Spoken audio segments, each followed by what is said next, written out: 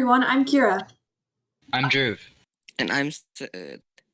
and we're your hosts for STEMatica. STEMatica is a podcast where we go over STEM, including computer science, robotics, engineering, and more. Before we begin our second official episode of our podcast, to keep up with STEMatica, make sure to follow us on all our social media platforms. We have Instagram, Twitter, TikTok, Spotify, YouTube, and many others. You can follow them by checking out our campsite link right here on the platform that you're listening on. Now, starting off into our first topic of today's podcast. Our first thing that we would like to discuss is Jeff Bezos going to space last week. What do you guys think about that? It's crazy to see this happening, but private people can leave. They can just leave the Earth and go. That's something no one could have even thought being possible, 30, 40 years ago. Yeah, I think it's crazy that 34 years ago you had to train so much to be an astronaut. Or not even 34 years, even a few years ago you had to train so much to become an astronaut and leave space and stuff like that. And now you can just go and basically have a lot of money and just pay your way to get a ticket to space, Yeah, it's crazy to me how just thinking about in the 70s and during the Cold War when there was this huge space race that was going on and seeing Neil Armstrong go onto the moon for the first time, that was just insane for people. And then now look where we are, where literally Jeff Bezos, one of the richest men in the world, going to space only because he's rich, not necessarily because he has astronaut abilities or anything like that, which I think is pretty crazy. Yeah, and the part that's really interests me the most is the fact that just last week or 2 weeks ago, this would never have happened. Though there have been people that have put things in space privately, like Elon Musk putting his car in space, and Jeff Bezos with his company's rockets going to space. No person has ever gone to space that hasn't been trained by a government. Yeah, that's so crazy. The fact that I'm pretty sure Jeff Bezos did he had some training before he left for space, obviously, but I'm pretty sure he did it all privately. Yeah, so that brings us to the question: should private entities be allowed to kind of just exert control in space? For example, should Jeff Bezos' company be allowed to, I don't know, maybe start some sort of civilization on maybe or just start some civilization in space without without any authority given to them by governments and stuff like that? Well, on the one hand, it makes sense because a person can do what they want, but on the other hand, it's mostly confined to the laws of Earth, right, and countries in general. So why should they be allowed to? I mean, but once again, they're rich; they can do what they want, basically. So it's neither here nor there, to be honest. Yeah, I kind of agree to some extent. I think the real question comes into how do we want this to play out in space? Because right now, based on the way the trajectory is going, rich companies, the richest companies in the world right now, the richest space companies, I should say, Blue Origin, SpaceX, all funded by one of the richest people some of the richest people in the world. There's the one that are getting that head start in space per se, and those are the companies that are going to be making it big, and it's kind of going to be an extension of how companies run here on Earth. Because right now, obviously, Amazon, Tesla, those are pretty big companies, and they make millions/billions of dollars each year, and it's kind of going to just everything that's happening here on Earth, particularly in America, is just going to be basically space is going to be almost a replica of the way that companies are run here, but obviously in space. And the question is should we allow that to happen, or should we as governments take control and say no, we're giving everyone a playing field, and we're not going to allow private entities like you to appropriate space. And so that I think that's, isn't that sort of confining the rights of a human being? Yeah, I mean, telling them they can't do something. I mean, it comes into property rights / or do we allow that? But it kind of also comes into this question. This is a question that has been the century of I think the 20th century, especially during the Cold War between the USSR and America. if like capitalism is better than socialism, and if we are to allow like private companies, like some of the richest private companies, into space, then that kind of just extends capitalism here on Earth to space. And whereas like other countries that are more socialist or anything like that, they may say that it should be the governments that are like taking control of that, not necessarily private entities, and that we shouldn't allow capitalism to just extend into space. You know? Yeah, I can see that. I mean, I can see like why you'd want private entities, right? Because like, with humans, like if Jeff Bezos wants to like, I don't know, build a civilization or something, he should be able to. But at the same time, I can also see why governments might want to restrict that because they don't want, because like once you start building things in space, you can basically have like a lots of power and stuff like that. And I could see why governments might think that like, oh, this could be a threat and stuff like that. So that might be why they would want to restrict like space exploration and claiming things in space. One other thing is like the economy, because when you mine something outside, when you get something outside of Earth and bring it here, like that's like space being taken up, right? And you're bringing more money and bringing more values, right? And let's say an asteroid is filled with iron. If you bring iron here, that'd be kind of helpful. What if it's filled with gold or diamond? That could deflate the value of diamond and gold. That's something that I haven't really like seen much like talked about on these articles. Most of them are just saying, "Oh, are they allowed to this blah blah blah?" But like, I think why the inflation of how much diamonds or gold would be worth.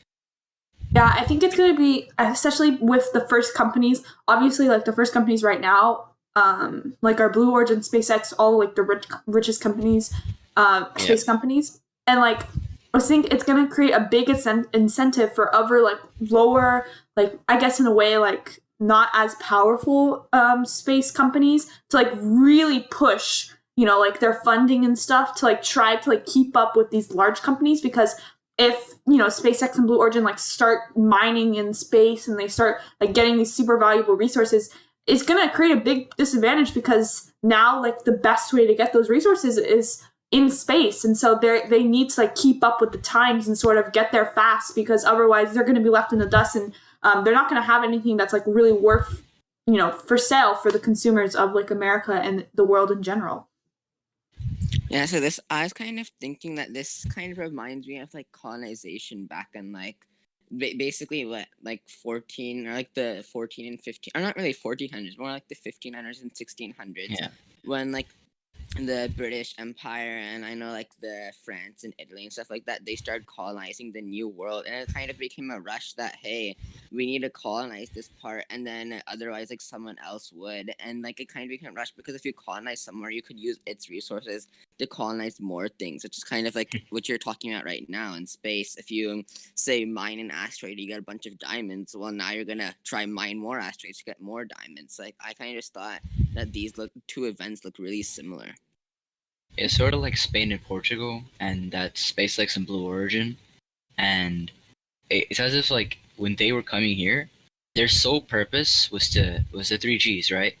But in this case, there's no one, or that we know of, there's no existing life forms on the asteroids and Mars and such to convert, and the glory and the gold is basically what people want now, all right? Because now they're able to get hype and get fame from going to space. That's the glory part.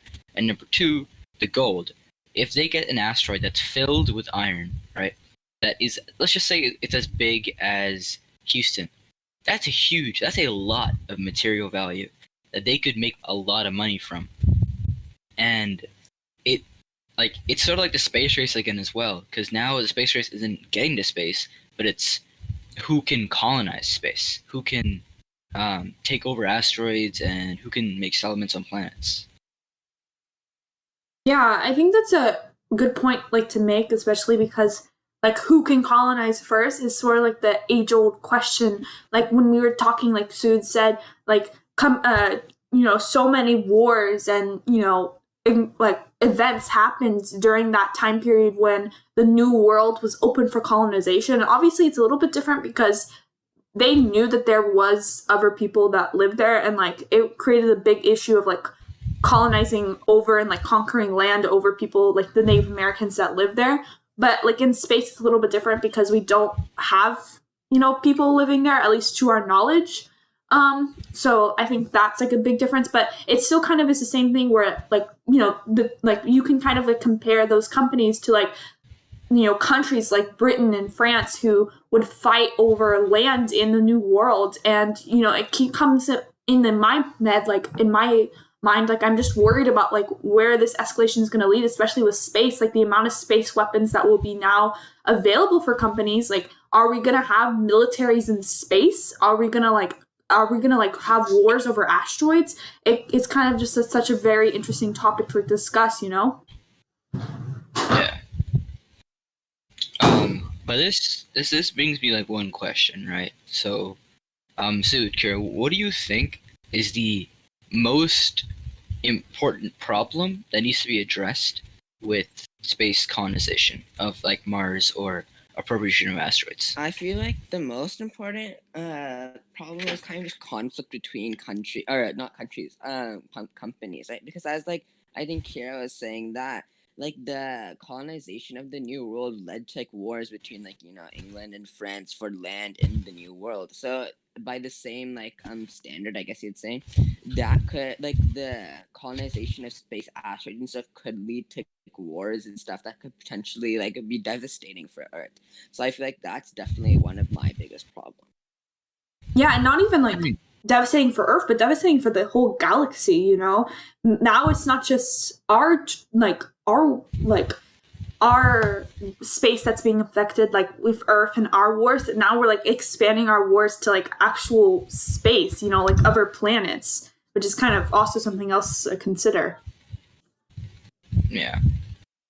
And one other thing, what if there are potentially, hypothetically, what if there are Martians, right? What if there are some sort of alien life form which would get in the way, I want to say? Like, who do you think that if there were anything, whether it's like a small, you know, microbacterial organism or like massive giants that are going to eat people, right? Do you think that currently, right now, we have the capability of fending them off and saving humankind? Well, I mean, if the thing is that would just thwart our like, you know, plans for space colonization, but I don't really think like if like let's just say we did find like giants on Mars, right, or whatever, then we probably just wouldn't go to colonize Mars, at least not for a long time, till we like found diamonds there or something, right? So I feel like it wouldn't really hurt the human race. It'd probably just hurt those companies because they'd be like, oh bummer, we can't go colonize this planet now. Well, I mean, it kind of like will companies just back down that quickly if they find out that there are organisms there, or will they fight it? Like, think about like the amount of work that Britain did to like literally fight Native Americans who wanted to stay on the east coast of America. Like, they wanted to stay so bad. They fought all those people, like fought all those native tribes. And like, will companies back down quickly if that were to happen, or would they fight against like the Martian or aliens or alien life form that's on Mars? Like, you know, I think it really just depends on if they find precious resources, right? Like Britain, the reason they fought so hard was because like the land they found, I think, was like suitable for cash crop growing, right? But in like Mars, for example, if they find, you know, diamonds or something, then yeah, they probably will try fight those like other creatures. But if all they find is just like a bunch of loose rock and stuff like that, they'll be like, oh well. Yeah, but I mean, even if say that they like in your example, like say they do find something that is valuable on Mars, like I think that at that point, if they are willing to actively like try to incite a war against like these aliens or Martian life form for those resources, I think that's where I think we as a society, we need to cut the line, because like we don't want to repeat our mistakes. Like the amount of like just looking at like the reservations that happen in America, like the amount of pain and suffering like we cause in like native tribes and native people that were here before us, like as Americans, I think we should prevent that in the future. We should not repeat the same mistake we made during like the colonization of the New World, and we shouldn't allow that to happen, especially because this is like another life form. Like we should like be like hopeful and like try to come up with ways to like work together, you know? Yeah, I do agree with that, but what if there's no way to do that? There's no way for together, What if like physically or like chemically, I guess to say, there is a boundary that stops that from happening?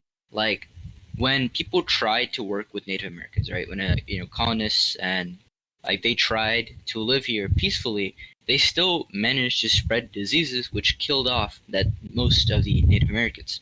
That's why that was the most detrimental impact. They didn't, although there were a lot of wars fought, there were a lot of battles, there were a lot of massacres. Most of the what was just they couldn't live with them for physical reasons. So what if there's something physical, like for example, what if a Martian is like allergic to oxygen, but we need oxygen? What would happen then? Yeah, I think that's a good point. I like if there is something, I think that I still am like a huge proponent that I think it would be our responsibility if we are the cause of some type of internal pain or some type of disease that's spread to like these Martian creatures that they like we cause like harm upon them, then it's us because we're the ones that are trying to colonize them to take a step back and then maybe not try to like colonize in that sense. And there's millions of asteroids out there. Obviously only a certain percentage of them will have resources, but I still think that companies should focus on that rather than trying to colonize something that is already taken by other creatures. Yeah, I think we just need more information. Like as of right now, we don't even know if these creatures exist. So like Yeah. I feel like we should hold back on discussing this topic until we get more info. I completely agree. Yeah. I think that if maybe in 5-10 years, if we do find out aliens and stuff like that exist, then this would be a really important topic. But I think as of right now, I think we've discussed this topic enough, so we should wrap it up here. So guys, I think that'll be it for our podcast, episode 2. So I hope you enjoyed, and we'll catch you next Saturday. Bye. Bye. Bye.